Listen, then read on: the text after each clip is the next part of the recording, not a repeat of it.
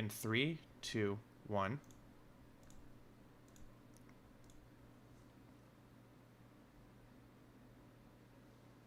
Hello, and welcome to Get Recc'd. I am your host, Don Falgout. And I'm your other host, Stephen Falgout.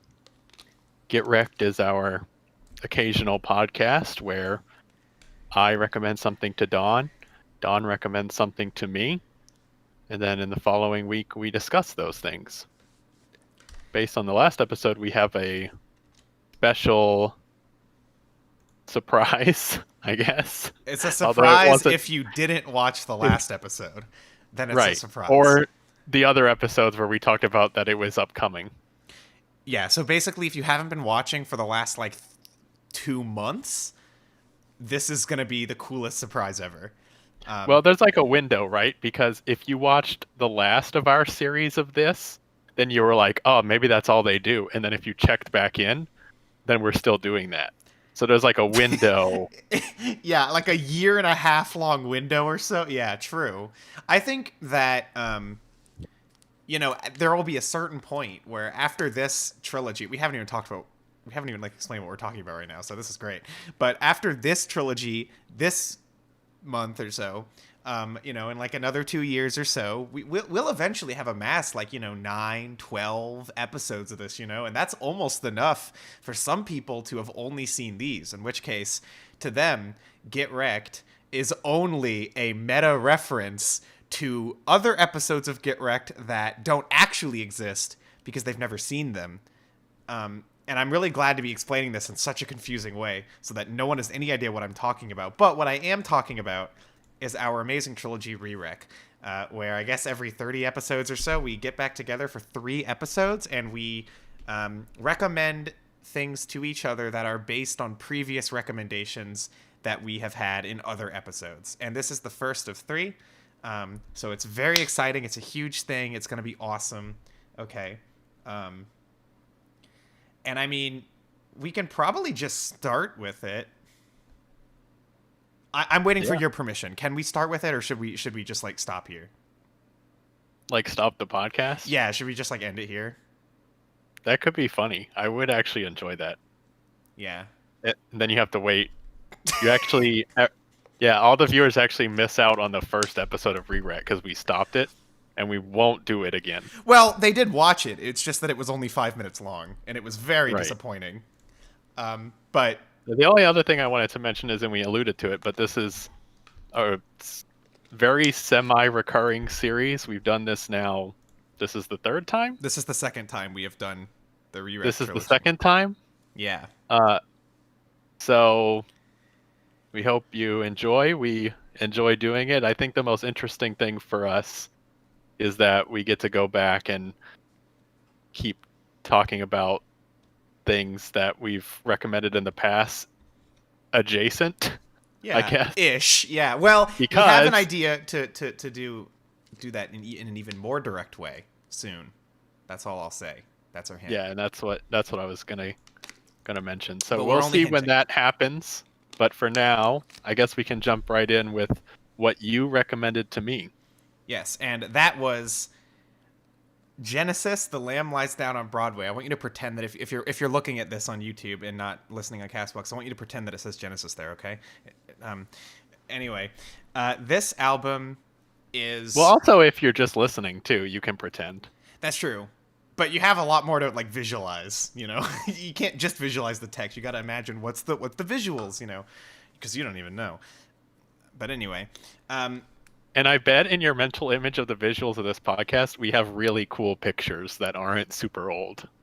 Yeah, and completely unrelated to the show and unprofessional as fuck. Not that that's what we have now, if you're actually viewing, but if you're listening, then it's probably even better than what's on the screen now. Yeah, for sure. That was just a hypothetical, Don't worry about it. But anyway... Previously, I had recommended Genesis to Steven for a What Happened recommendation. And in that episode, I had recommended the albums Foxtrot, and then the album Calling All Stations, which was Genesis's last album. And if you'll recall, one of the points, I guess, of that episode was to illustrate the change in Genesis's sound from having been a progressive rock band fronted by Peter Gabriel, to eventually becoming a pop band fronted by Phil Collins, although Calling All Stations didn't even feature Phil Collins.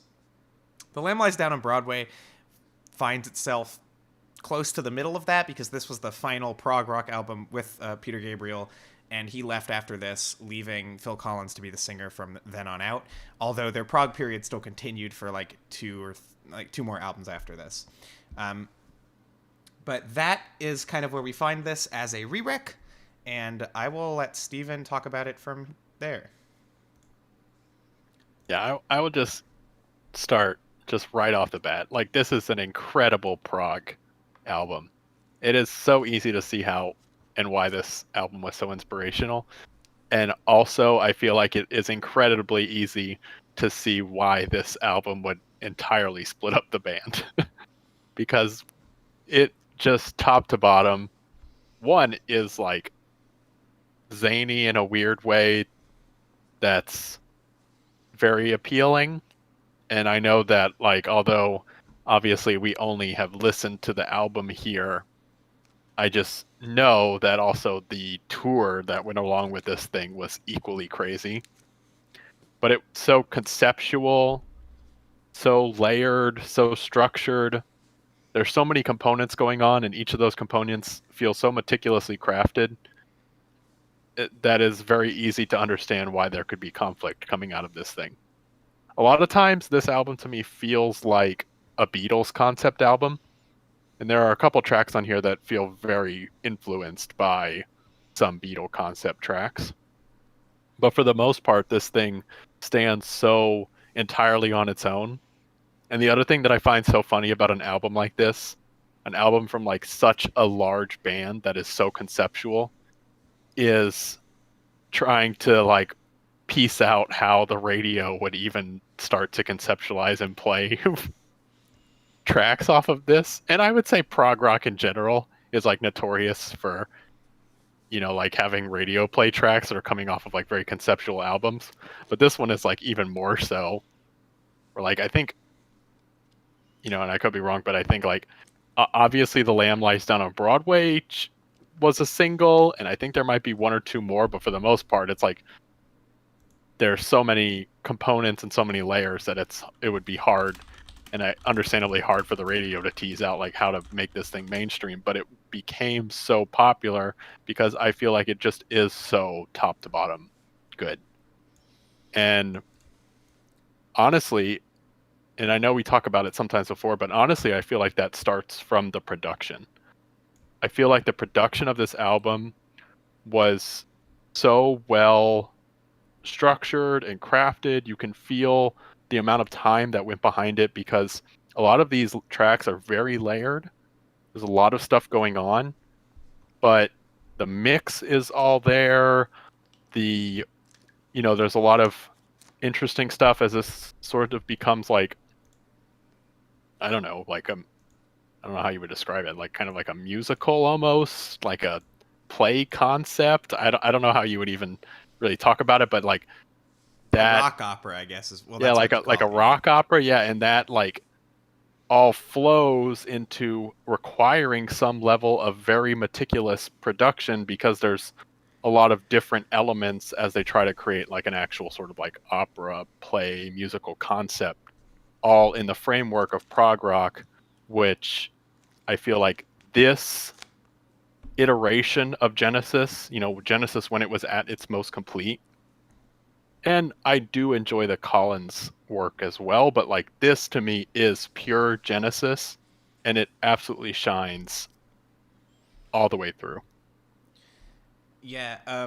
Firstly, to touch on what you started with there, it is interesting. Like, this is just the plague of the rock opera, I guess, because Genesis is not the only band that went down this route and then ended up fracturing themselves because of it. I mean, obviously there's Pink Floyd with The Wall, which is similar to Lamb in a number of ways. One of the main ones being that the front man really, really dominates and takes over the project. Um, Now, I will say The Wall does that much more so than Lamb does, at least when you're listening to it. Like if you are a Pink Floyd fan and you have heard all the stuff before The Wall, and then you hear The Wall doesn't sound like a Pink Floyd album most of the time. It like knowing that Roger Waters made that his thing is not surprising. Lamb does a really good job, I think, of showing everybody in the band at their peak in a lot of ways. I would argue the album before does that, but I guess I just mean to say that everybody does a really great job on this album and contributes a lot to this album, such that despite the fact it's this one grand narrative that seems like it probably only could have been come up with by like one mastermind, it all comes together as like a band on this album, at least. But of course, in the background, Peter Gabriel was kind of pissing everybody off because he wanted this to be this huge thing, and of course the tour was ridiculous, and there's everything like that. And I mean, it is very Gabriel in a lot of ways. When you listen to the other Gabriel prog album we listened to, Foxtrot, and you listen to this, some of the quirks of Peter Gabriel that you hear in that album from time to time really dominate this record. I mean, one of the things he would do on previous albums is he'd have these like really conceptual songs where he would just go stupid basically and do like a bunch of silly voices and play a bunch of different characters, and it would just be very goofy, and that really takes over on this album. Not the character voices, though there are tracks where that happens, but just the highly conceptual, maybe not goofy, but certainly strangeness of the way that his mind worked. That's this entire record. And to me, Lamb is the best rock opera ever, because it never feels like its concept has gone awry. This is a very, very well structured and well paced opera, and it's paced in a very purposeful way. Like this album's story is very dreamlike. It's very surreal. When you get into it, it's like this character gets sucked into like a dream world and has to like find his brother in there for some reason, and it's very bizarre. And a lot of strange things happen, including a sex scene with snake women and also castration at one point. It's weird, but because of that, they built the album to sort of get more and more musically abstract as it goes along as well. Like when you get to the second disc, there's a lot more interludes than the first disc, like way more. Like it's basically like you get a song and then you get like an interlude, or a song that's so sparse it's basically an interlude. And during this part of the album, it starts to get a lot more like almost into the realm of like ambient music and and early electronic music. Some of these pieces are so sparse. But even the songs in this section, a lot of them get longer and weirder. And I just think that's really, really cool. Like, it is common for double albums to have some variance between discs, and usually it's not a good thing. But on this album, it feels like it was done for such a good purpose, and it keeps the structure of this album unique, and helps it stand on its own, and also just gives it some breathing room, I guess. Yeah, the other thing I would say about this is, it is absolutely concept forward 100%, but the thing that I noticed listening through it is it's never concept forward in that it's overbearing.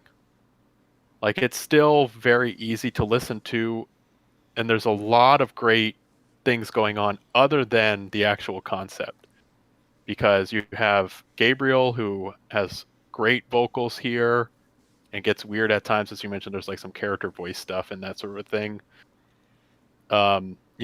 Steve Hackett on guitar, Phil Collins on drums, like each individual component is really great, and I think that is accelerated and emphasized by the fact that there are so many interludes, because they do give all of those components some breathing room.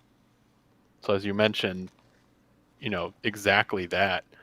And I think because of that, this entire album it's easy to consume. Now it's very long. That is the one thing.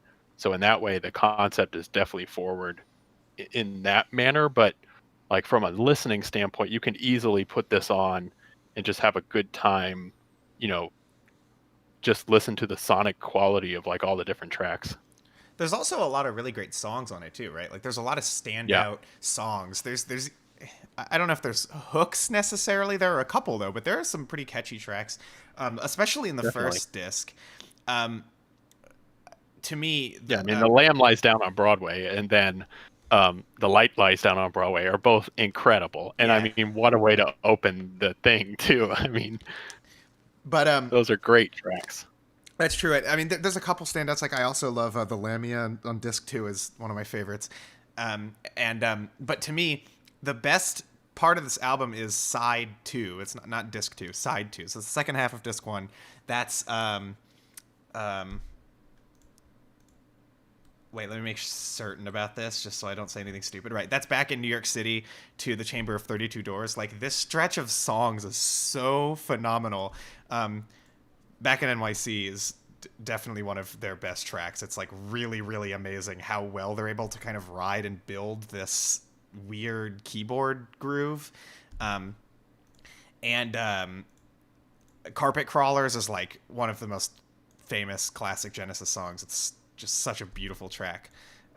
And Counting Out Time is one of the poppiest songs on the album as well. I just think the side is like super, super strong on its own. But honestly, the entire first disc of this is definitely where a lot of the like easy tracks to pull off the album and listen to on their own come in, and they're also great. But yeah, even disc two does a great job as well. As towards the end, it starts to get back to feeling more like what disc one felt like around the time that you get to Light Dies Down on Broadway and onward. It starts to build itself back up again so that the album doesn't fizzle out. Even though in this disc things get a bit slower and drearier and weirder, it pulls itself back together in the end, which I think is really important, and it helps the whole listen feel a lot more satisfying too. Um, and Something else I wanted to mention that you did talk about and haven't gotten to is the production of the album, which I'm a little bit less positive on, but I will say this about it. Compared to the album before this, Selling England by the Pound, which many people would argue is their best album, and I think that's a perfectly fine take, although I like Foxtrot more.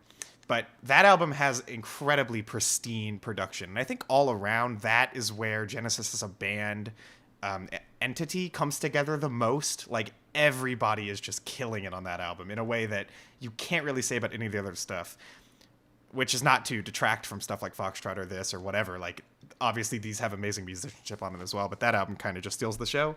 But Lamb is quite a bit different in its approach, especially on the production side of things. Like I would say the production here is a lot hazier. It's a lot less clean, and sometimes the mix can get a bit cluttered. But what I do like about it is that haziness of it. It's a bit thicker, which is like there are some songs here that feel especially surreal just because of how like thick the album sounds and how like kind of foggy the keyboard tones are.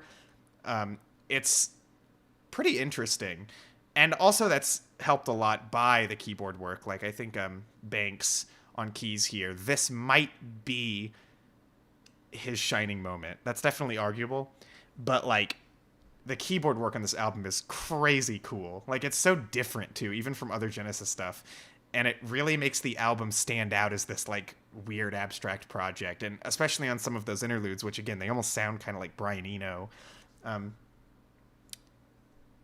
Yeah, I just think all around, like both the production, the keyboard work, and all that stuff just makes this album stand out a lot, even among not only in their discography, but even among like prog rock operas or rock operas in general. It definitely feels like its own thing, which is something that I think is really great about it. I just can't even imagine what the tour was like. Oh yeah, Because a nightmare, a some nightmare. of the Yeah. stuff that I read about it, it's like they're like crawling out of like inflatable penises and stuff. Like, Well, it's amazing because a lot of the stuff that you read about this tour is stuff Pink Floyd gets all the credit for. Because Pink Floyd on albums like on their tours for Animals and The Wall, both of those tours, which were like ridiculous. Um, they do a lot of abstract, weird, like inflatables and like crazy stage antics and stuff, and they're very famous for that. But when you read about this tour, this predates both of those by like 2-3 years, and Genesis was already on that shit. Like, but it's crazy because I mean, they were famous for having a very elaborate stage show, but what they did for this tour is just completely off the wall. and I feel like in general, Prague kind of took that on as its character because like even Rush is pretty well known for like roasting rotisserie chickens on stage and stuff. Yeah, but it's amazing because it all started with Genesis. Like they were the Yeah. first ones who were really famous for doing it, and I mean, they don't always get the credit for that because people think of Pink Floyd more, I think, when they think of like crazy prog tours. But yeah. Yeah, well, if it puts it on perspective, Collins here in this Wikipedia article was quoted as saying that he believes the tour was an inspiration for Spinal Tap. So, That's likely. which Yeah. I don't doubt at all. Um, but back to the album, yeah, I mean, I 100% agree with everything you said so far, and I went into it knowing that what it was, and knowing that I haven't necessarily enjoyed many rock opera concept albums like this that I've listened to. I mean, I like The Wall, but I went into this with maybe lower expectations than I probably should have had because they were just all blown away. Really, I mean, it's truly incredible. The only maybe place where I thought, and you kind of alluded to it too, where I thought it got a little weaker was kind of the end of the second disc. So like end of side 3, kind of going into side 4. Some of those tracks, one, get a little lengthy for very specific purposes, but I feel like they also get a little kind of melodramatic slow for me. But even in those, I feel like there's a lot of great quality that kind of shines through versus other albums that we've listened to where I feel like that slowness, that melodrama kind of wears me out. I didn't really feel like that here, but I still kind of got that sense. But that aside, I mean, I have nothing but great things to say about this. It's just such a cool album. Like, it's just so fun to listen to. I think we should wrap it up then. You can start. Yeah, so with that, I mean, I don't know if I'd give it a perfect 10, but it's pretty close. I'd probably put it as high as like a 9.5, 9.75 even. But for the people that are upkeeping our Wikipedia where they collate all of our responses, I'll give it a clean 9.5. Highly recommend. I mean, we've talked about it a little bit at length here, but I just think top to bottom, it is such a cool album. The concept really shines through, but is never overbearing. Each of the individual components are very strong, and it's just easy to listen to from beginning to end.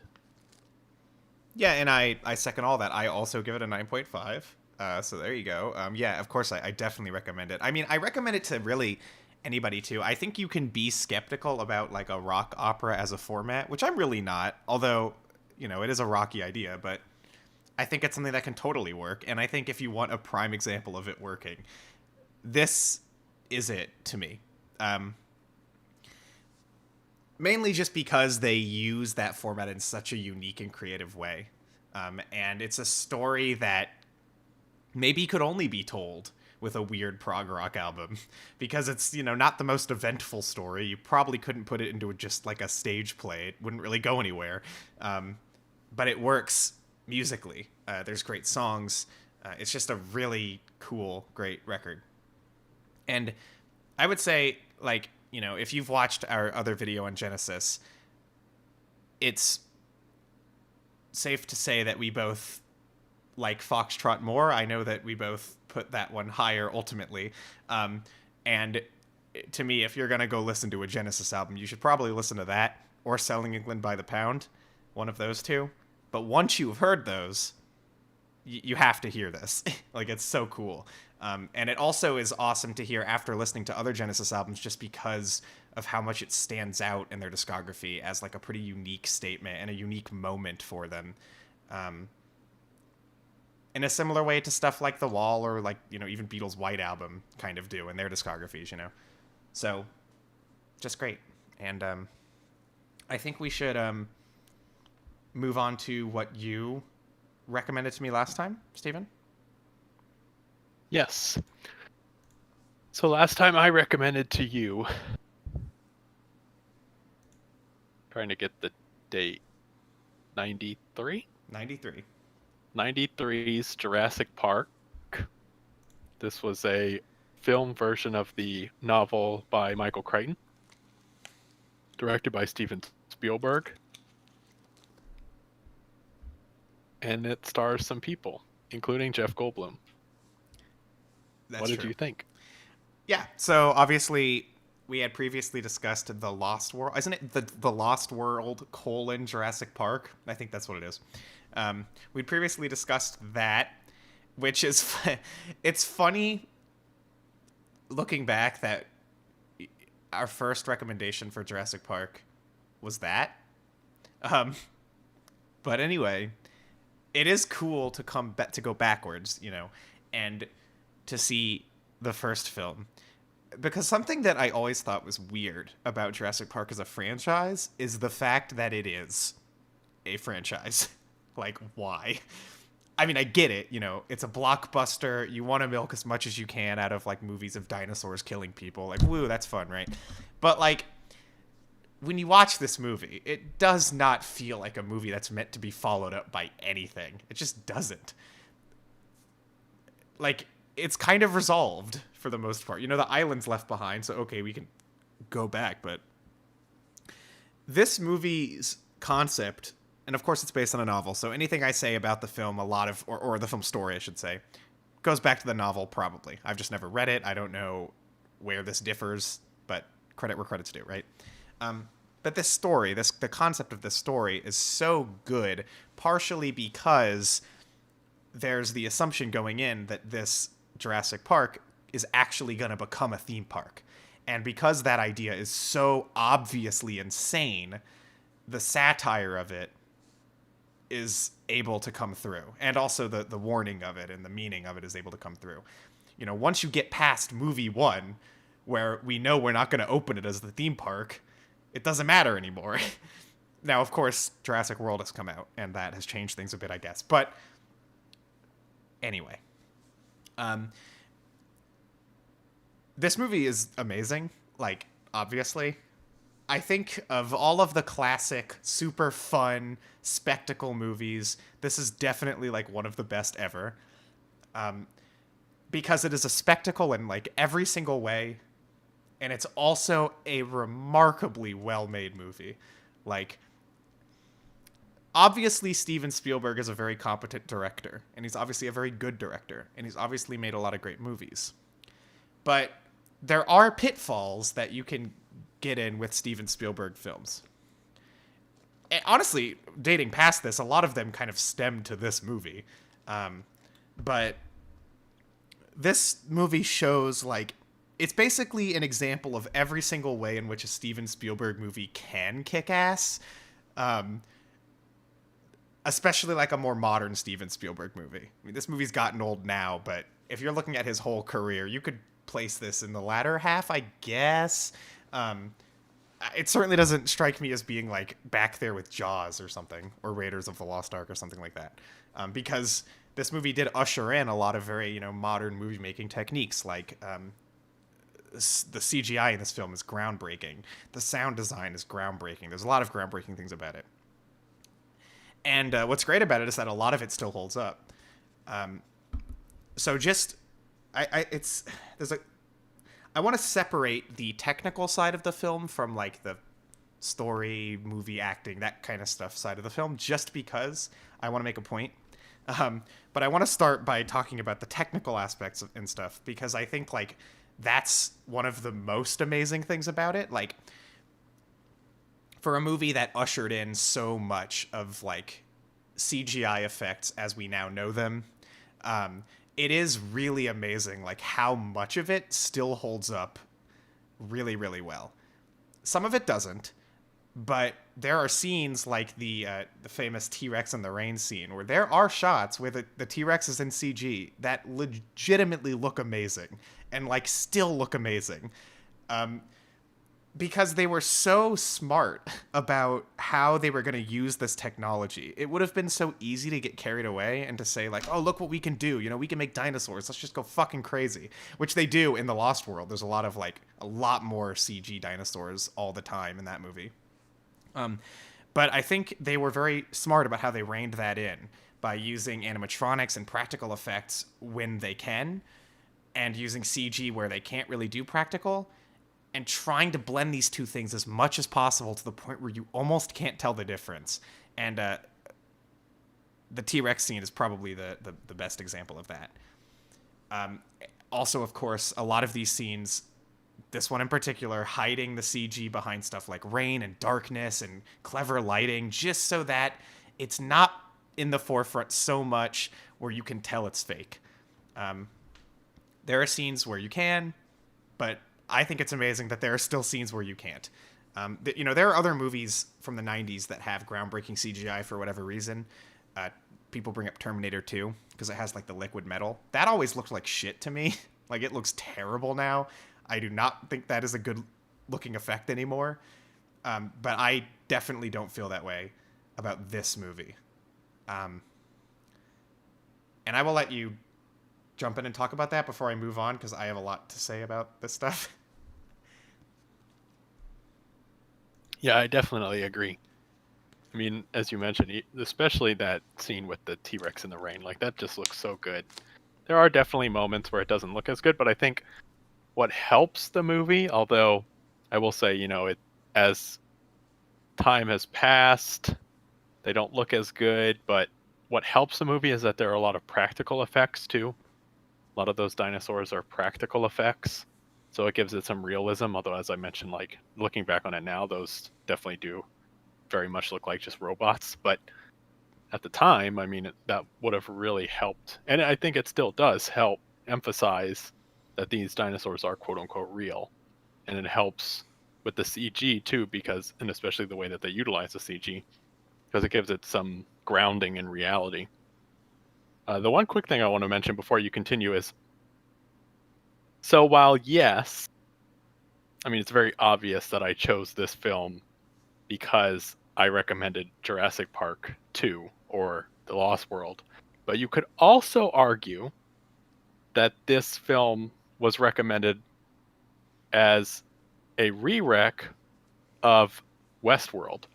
And I think it's interesting that we talked about Westworld, both the film directed by Michael Crichton, which has tons of analog to Jurassic Park, but also the TV show, because they take a very different step towards like that idea. But even here, Crichton has a different concept of that idea, but it's all very much grounded in the that thematic evil of amusement parks, Yeah, to be sure. honest. True. Like amusement parks out of control. And the irony is not lost on me that Jurassic Park, very much a movie about man versus nature, but also about business and, the idea of theme park and amusement park. It is not lost on me the irony that there is literally a Jurassic Park area in a lot of Universal's theme parks, Yeah. which I thought is always funny. Um, but anyway, I just wanted to mention that this has kind of like two different analogs based on recommendations that we talked about before, both in Crichton's work with Westworld, which obviously, there's a lot of influence from that concept to what becomes Jurassic Park, but then also obviously with The Lost World, which I feel like, to your point on CG, takes CG and does the worst with it. I don't think that CG looks good at all, as you've already mentioned, because they ramp it up purely for like that additional just wow factor of dinosaurs. Yeah, and yeah, that's interesting that you I kind of forgot about Westworld, but that's totally true. I do think there are there are a lot of similarities between Westworld and Jurassic Park. And there are also differences. Like I think the secondary themes of these movies, or maybe the primary themes, are different. But there's that underlying like theme parks bad. That's very oversimplified, but that kind of thing is in both of them. But I think like Westworld is exploring stuff about like AI and such, and this is more like concepts of science going places it shouldn't, which I guess is similar. But anyway, um, yeah. So all the CG stuff, all great. I really like the practical effects. I agree. I mean, they look fake, but they are good fakes.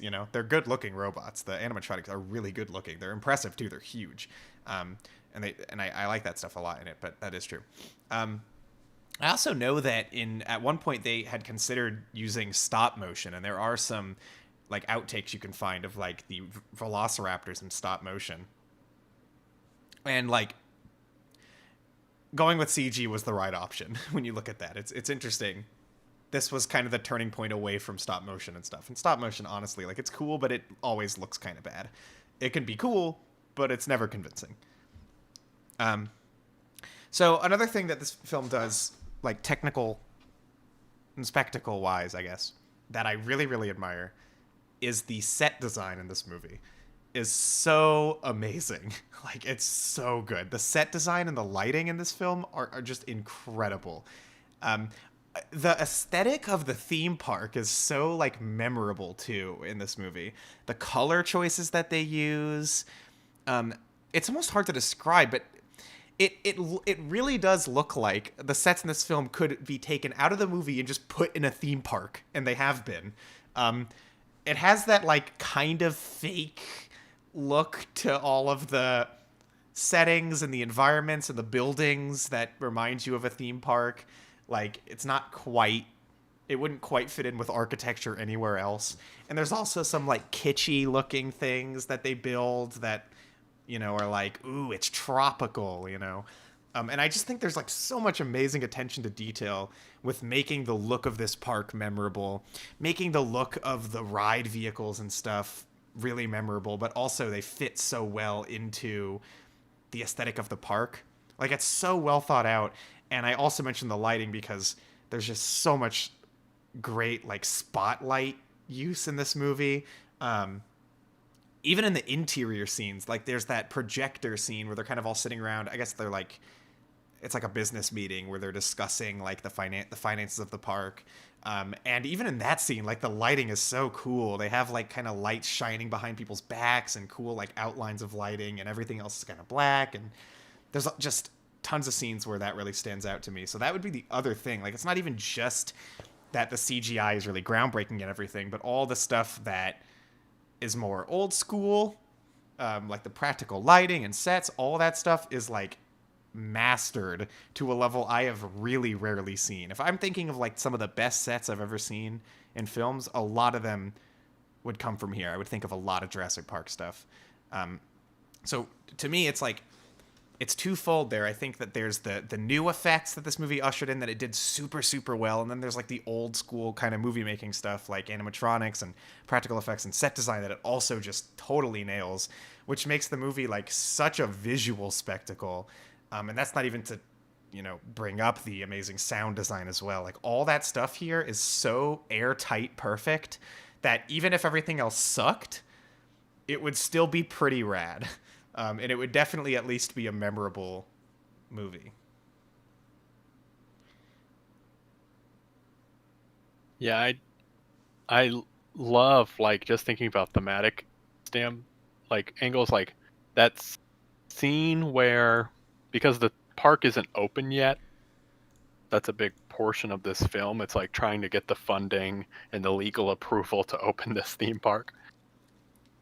But there's that scene kind of in the very beginning where they go to the park and they're sitting in that theater that like rotates, and it's supposed to be like when guests would enter the park, they would go to this first and it would show them, oh look, this is where we make our dinosaurs. And then there's the video, and Mr. DNA is like great, but all of that, like it's all so incredibly thematic to what this theme park could be. It all really feels like this could be very much a real theme park in the world.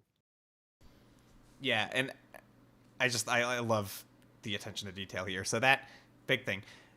Um, so now that I've gotten through that, the reason I wanted to separate the two things between that and the story and the characters and everything is just because I feel like a lot of movies like this, a lot of big spectacle popcorn movies, fun movies, whatever you want to call it, they can kind of they become very forgettable because it kind of throws everything at you like in an immediate way. Like, ooh, this is like exciting and epic, and there's cool stuff going on and crazy effects and all this kind of stuff. And this movie very easily could have been that, but and maybe this also owes a lot to just how good the novel must have been. But like this movie has such great and genuinely kind of profound, but also funny satirical themes going on. Really great dialogue, and honestly, like some genuinely frightening stuff. Like there are parts in this movie that are like really legitimately tense. I've mentioned the T-Rex scene so much now, but it's one of the best scenes. But that scene in particular, like when the kids are like under the car and the T-Rex is spinning the car around, it's just like, oh my God, it's crazy. And it's like a really great use also of having the kid characters there. In a way, it's a bit of a cheap tactic. You throw kids in, it makes it like more intense, especially for the parents, because they're like, what if that was my kids or whatever. But here it like really, really works because the kids are like really, really great in this movie. And I like that you start to get that kind of like parental, that kind of family dynamic between them and Dr. Grant and everything. There's like great characters here. Even Jeff Goldblum, who I know I criticized in the second movie as being really overbearing, but he's really great in this movie. He's like a great kind of comic relief. He's like a weird dude, but he's also the voice of reason sometimes. He plays a really great role in this movie. They've got great dynamics between all the characters. And one of the best things that it does, in comparison especially to its sequel, is that it doesn't feel like people are just there to die. Like, there's one character who you could say, okay, maybe he was just there to die. But for the most part, like, the cast isn't enormous. In the second movie, they literally have fucking armies rolling through. Like, you just want to see people get eaten, But here, you really don't. There's a couple characters who are kind of sinister, and you're like, oh, they might die, that might be cool, whatever. But it's not stupid about it. I feel like all the characters have a good place in this movie. There's no, like, just dinosaur fodder. And I really like that about it. It does a much better job than a lot of other movies like it, and especially just a lot of monster movies in general, if you want to put this in that camp, because sometimes it definitely is. It just does a much better job feeling grounded and also feeling surprising, even though everybody knows what happens in this movie now because it's so famous. But imagine seeing it day one. Like, there's a lot of stuff you kind of don't know what's going to happen. There's a lot of genuinely super suspenseful scenes that are super well directed and like really tense and intense. And of course, the kitchen scene with the velociraptors is another just incredible one. A lot of great moments that keep you on your toes and that make this like a really genuinely great suspense movie. A lot of incredible dialogue too, just tons of quotable moments, quotable lines. Like, there's just so much good writing in this, and I'm sure it's mostly on Crichton, but Spielberg definitely had some hand in that too, because you can just feel it all throughout. It's really great in that aspect. Oh yeah, for sure. And credit to the actors as well for pulling it all off. Like Goldblum, especially, was seriously perfect for his role. But yeah, one other thing I wanted to say that I think is really interesting about this movie, and it's pretty cool about it, is that the big draw of the film is going to be seeing the T-Rex do a bunch of crazy stuff. The T-Rex is the scariest dinosaur. It's the biggest dinosaur. It's the coolest dinosaur. It's the dinosaur you want to see. And it doesn't disappoint in that regard, for sure. Like, I've mentioned that one scene more than any other scene. Like, it's phenomenal. It's so memorable. It's great.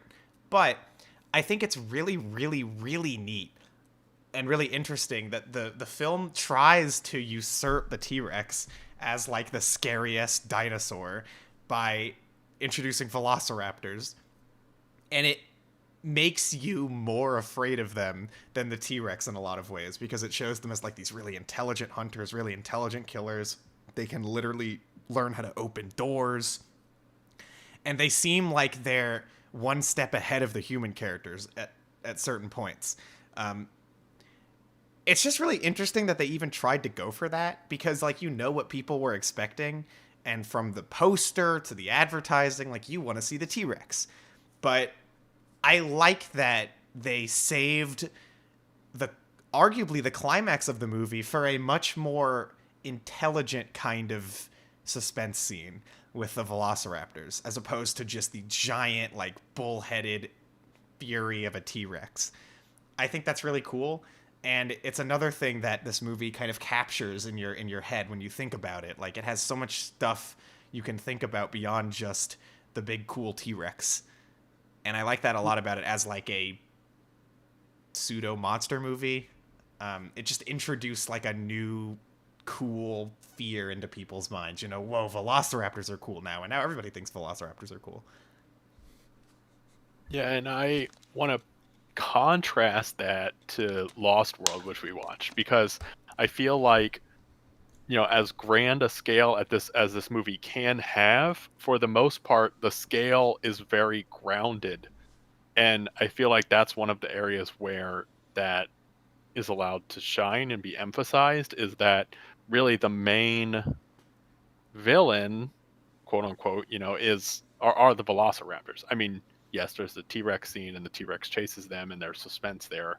Obviously, I mean, the T-Rex is a large part of this movie, but that like the pure climax is a much more condensed, smaller climax that allows for a lot more suspense, pretty much from the moment where everything goes wrong all the way to the end of this film. It's very suspenseful.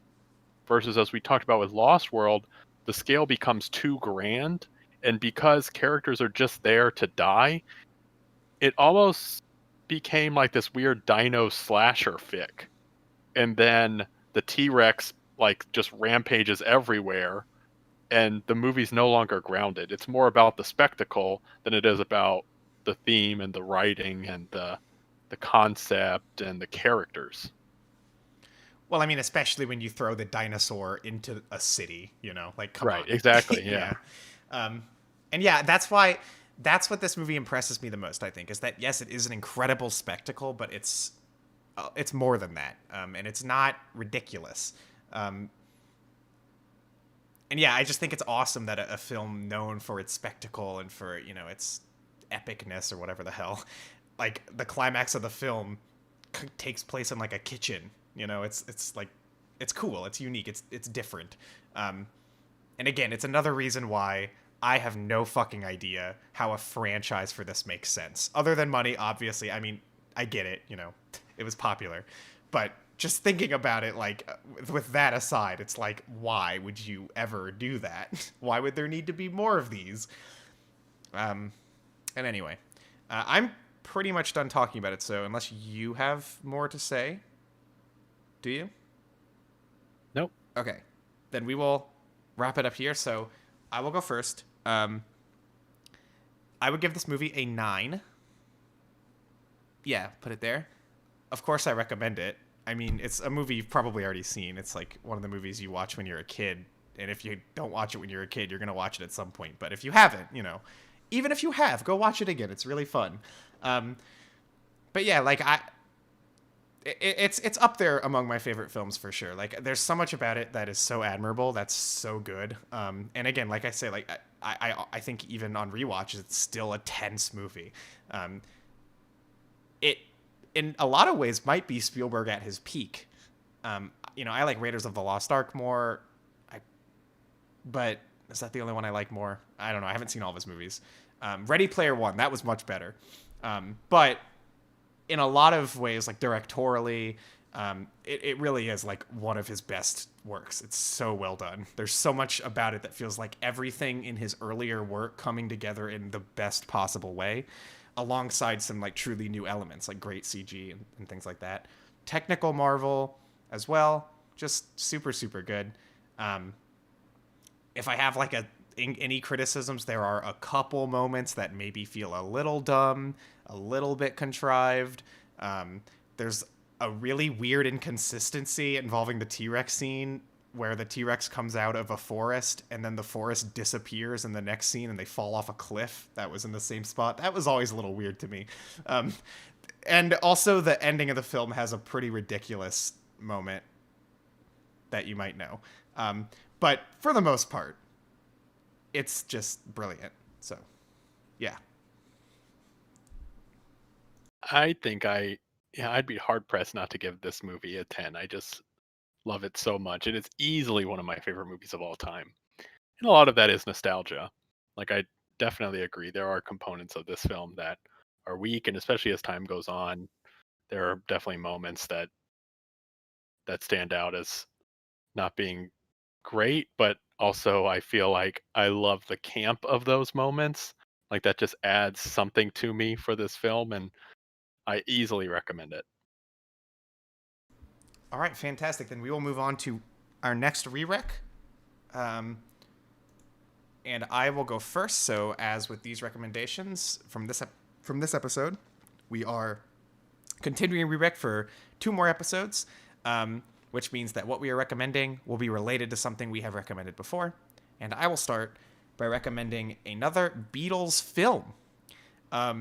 Interestingly, we have talked about a lot of Beatles things, but never a Beatles album.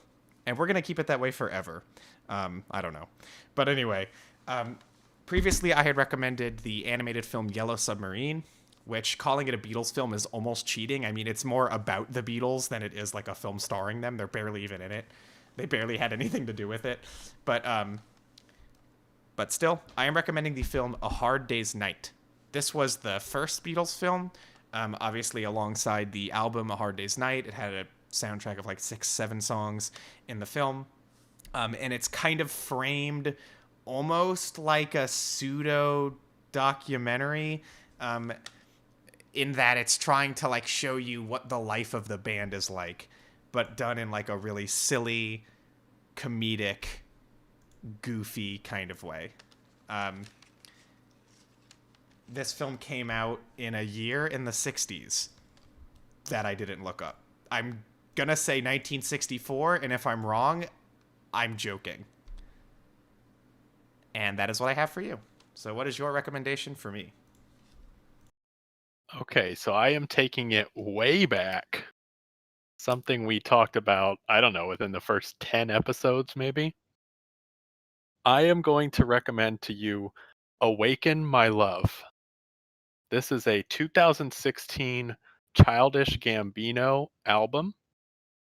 It was a departure, a large departure from Donald Glover's other works, which were predominantly hip hop, as it moved more towards R&B, soul, funk.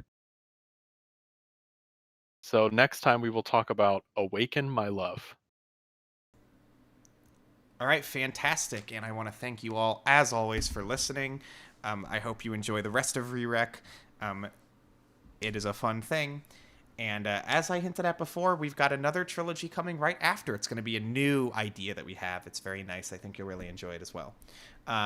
As always, we are also, well, depends on where you're listening. If you're listening on YouTube, we are also on Castbox. I've been a little bit slow uploading over there. I'm going to try to get the rest of the stuff up there. I apologize. My bad. Whatever. But on Castbox, you can listen to us on the go, on your mobile phone, iPad, whatever the hell. It's very convenient. Listen to us on your commutes. And if you're listening on Castbox, we are on YouTube at the YouTube channel Casting 404. We actually stream these live with a little bit of visuals, not much. And so if you subscribe, you can catch us live and hang out in the chat if you want. Always a great time. And other than that, that's all that I have to say, unless you have anything to add tonight. No. Just thank you everyone for listening as always. Looking forward to the next one. Great. Well, with that, those were our thoughts. Those were our recommendations. Get wrecked.